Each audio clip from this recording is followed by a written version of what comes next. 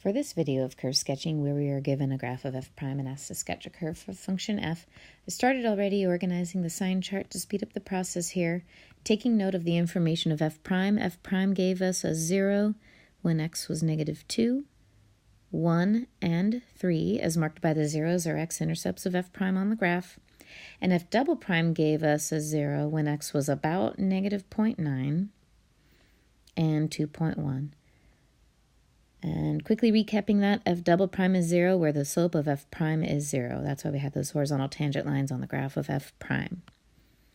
Next, let's look for signs. Signs of f prime. F prime gives us a positive function value when x is less than negative 2 and between the x values of 1 and 3.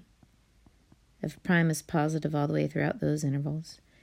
Next, f prime, it gives us negative values when x is between negative 2 and 1, and for x values greater than 3. When f prime is negative, we know to interpret that as the function f being decreasing, and when f prime is positive, we know that the function f is increasing. Next, f double prime gives us information on concavity, so we need to look at the slopes of f prime. So I'm going to mark a couple tangent lines. The slope of this tangent line to f prime is negative, and then it turns positive, and then it goes back to negative. So the changes are at that negative 0.9. When x is negative 0.9, to the left of that value, the slopes of f prime are negative. Again, that means f double prime has a negative value.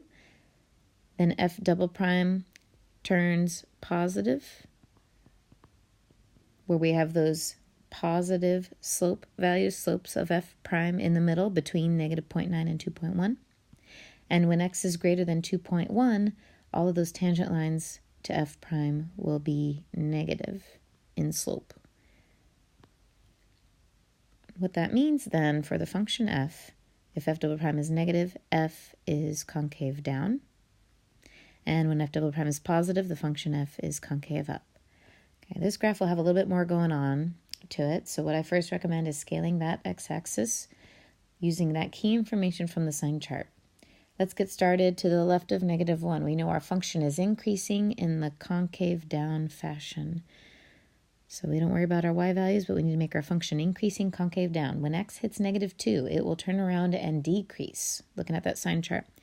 And then I'm noting that it will continue to decrease in the concave down fashion. However, when x gets close to negative 0.9, so I'm close to my negative 1 mark, the function will continue to decrease, but it will decrease in a concave up fashion.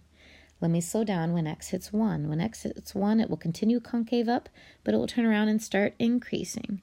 So I keep my trend going until I hit that next marker. Now my next marker is approaching that 2.1 location. 2.1, the function will continue to increase, but it will increase concave down, and the function will continue to be concave down, but when x is 3, it will turn back around and decrease. Looks like we have a negative x to the 4 type function for f of x, and if you imagine the derivative of that, it should have a negative x to the 3 function value. It looks like it is f prime, the derivative of f, looks like a cubic, where f does look like a quartic.